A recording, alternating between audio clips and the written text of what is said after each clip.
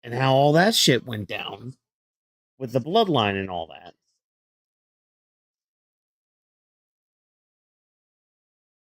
And this just kind of rings true with like what Sami was talking about in an interview recently, where he's just like he wants his character to be more layered. Like it's not a full blown heel turn. It's it is a shift, but it's not a full. It wasn't a full turn, at least back then. This I think that right there, him abandoning Cody was the definitive heel turn. Because yeah, now there's an asterisk to the ending of that match. 3,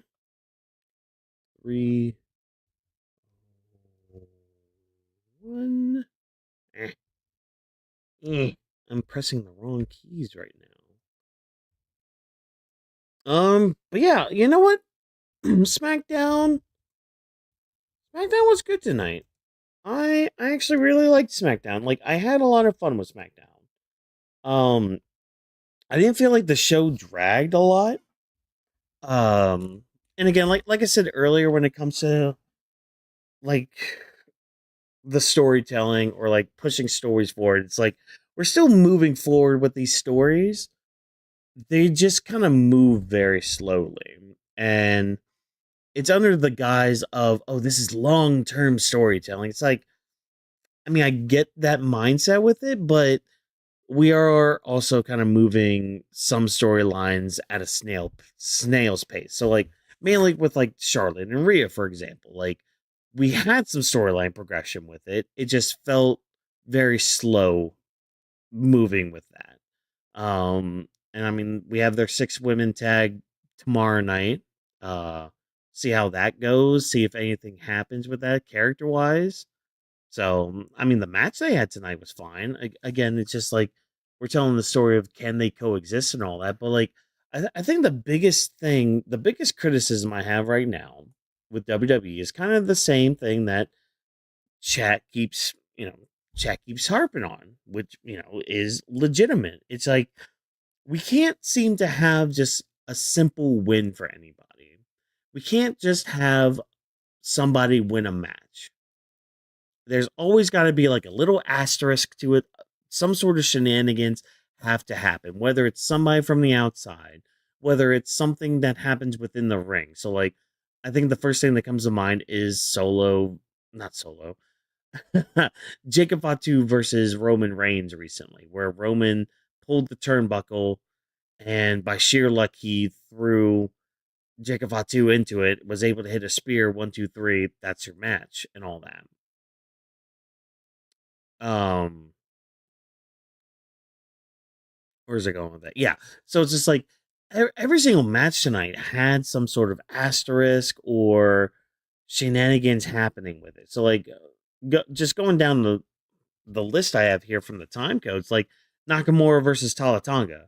I mean, that just had MFT interference written all over it. Same with Solo versus Damian Priest later on. Like, and I think that match really bugs me because of what Tama Tonga said before the match for Solo to even take the match. He was just like, yeah, people aren't taking us seriously because they think we're weak. They think you're weak. So you need to go out there on your own and win the match. Tama Tonga said all that, but then look at what happened in the match. Not only did Tala Tonga join in and trying to interfere, but even you, Tama, even you got in the way and started interfering. Like that's just so contradictory to what you were trying to say. Like, and I praised that moment too. I was just like, yeah, that's a good moment for you. Like you're the leader here, Solo. You need to kind of prove your worth. Show people why they should be afraid of us. And it's not just the fact that we have a numbers game. Like on our own, we should be able to say, "Hey, don't don't mess with us." But we're just gonna go back on that. Um, the women's U.S. title match, Tiffany Stratton versus Lash Legend. It was a fine match, but again, you had shenanigans going on with Chelsea Green being involved. Uh, Trick Williams versus Carmelo Hayes, great match, but again, shenanigans with Ricky Saints coming out. I mean, again, I think we're leading towards like either a triple threat with those three or something. I don't know. Maybe we do get a triple threat. We'll see, because there was some uh confrontation with Trick Williams and Ricky Saints during that match, so that could happen as well. I do like what's going on with Sami Zayn. It's a very layered character. Because again, Sami was one of those people that greatly helped Cody with his story. Um, and so having him being the one, like the final person to turn on Cody. Because like that's the thing, Sami Zayn is a really good person. But like he's just kind of tired of the whole Golden Boy shtick. And he's seeing right through it.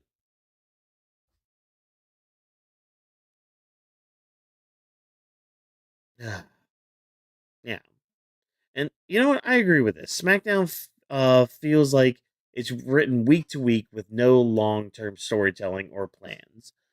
That I could definitely see. It's kind of what we were seeing a lot in the later Vince eras, where it's like we're writing, and apologies for the squeaky chair if that's coming through with the microphone, but it's like that's what we were seeing a lot with the Vince era, especially the latter part of Vince era. Is just like it's week to week booking instead of long term booking. It's like we don't have there's not a beginning, middle, and end.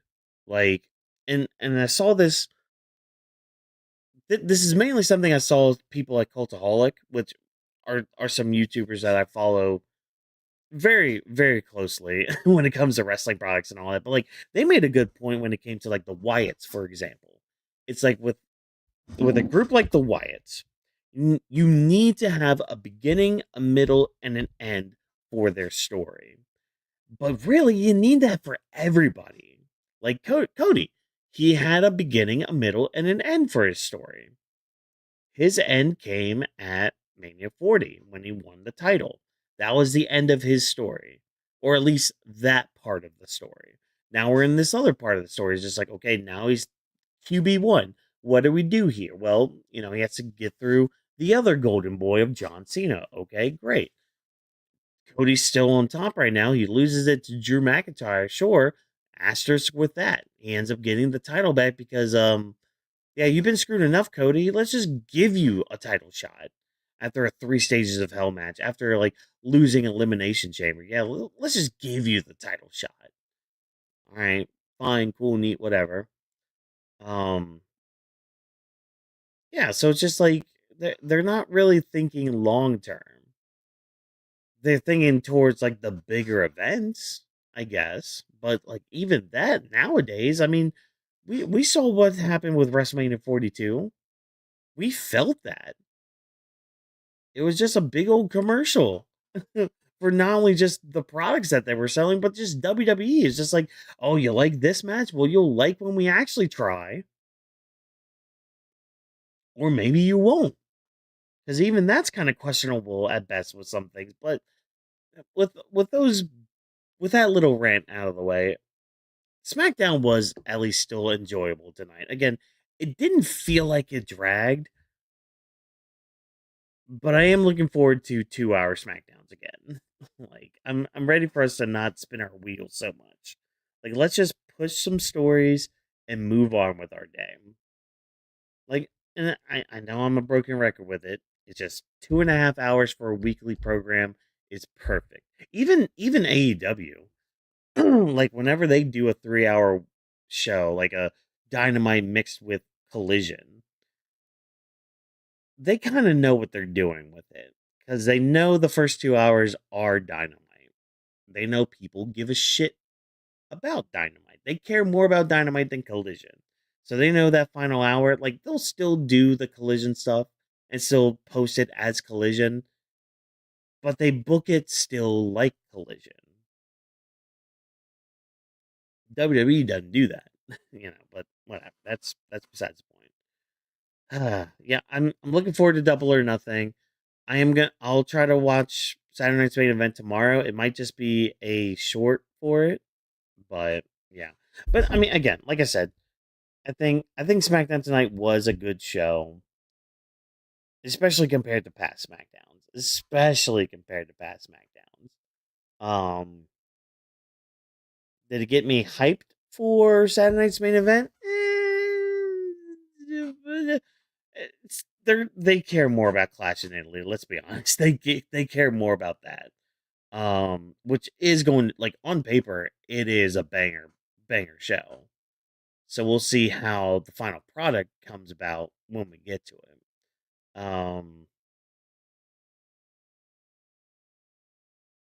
I got nothing else.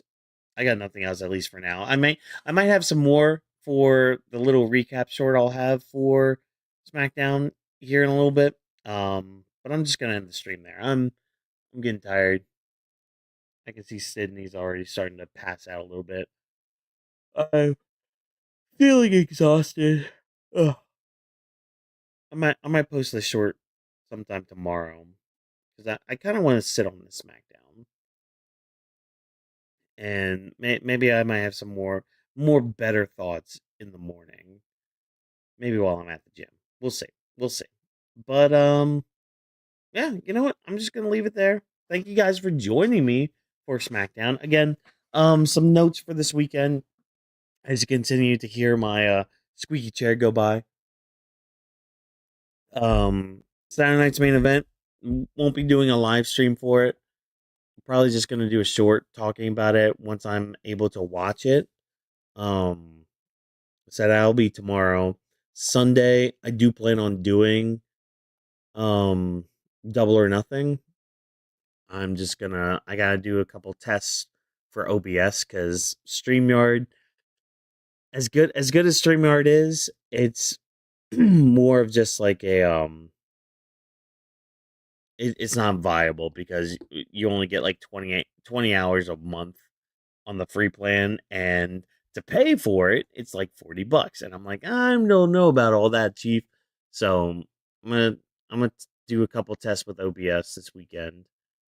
Hopefully, I'll be good for double or nothing. If not, I'll figure something out for it because I do want to do. I want to see how a pay per view for AEW does and how I do with that. So yeah, stay tuned for that. Stay tuned for that. And the best way to stay tuned is to subscribe to the channel, hit the bell icon so that way you get notified when a live stream goes up or when a short goes up or anything. Yeah, just make sure to stay tuned for everything. Be sure to like this stream. Be sure to comment. Let me know what you thought of SmackDown. If you're catching the bot of all this, as we're going through each little segment, let me know your thoughts and opinions on the matter at hand. Let me know your predictions for Saturday night's main event as well. That would be really great to see too. I kind of gave them when they were running down the card earlier tonight, so there's that. If you want to follow on social media, all those links are in the description below. So just, click on the links, follow us. We're known as Weeds of the Ring. We also have the hashtag Weeds of the Ring. Great way to interact with us before, during, and after these shows. It's a great way to give us feedback too, because we do check the uh, hashtag every now and then just to see how the conversation is going. So yeah, but we are known as Weeds of the Ring on all social media platforms. You see my handle going at the bottom there with Watkins MW. You see Vash's going down there. You still see drops. I know he doesn't appear on the shows too much, but he does help out with like a thumbnail or two here and there, and whenever he can and all that. So yeah, definitely follow us there and all this stuff. Interact with us. We're good people. We're good people. We try our best to be good, and we just love talking to you guys and having fun with it. So yeah, Weeds the Ring is presented by Animal We Studio. Thanks, of course, to our production team for all their hard work. Thank you once again for joining me on this adventure. And just remember, as always, no stunt grenades were harmed in the recording of this live stream. Have a good night, ladies and gentlemen. And I'll see you on Sunday for some AEW Double or Nothing Extreme action. Because, oh boy, that card. Oh boy, that card looks amazing. Have a good night. Sweet dreams. Take care. take you Sunday.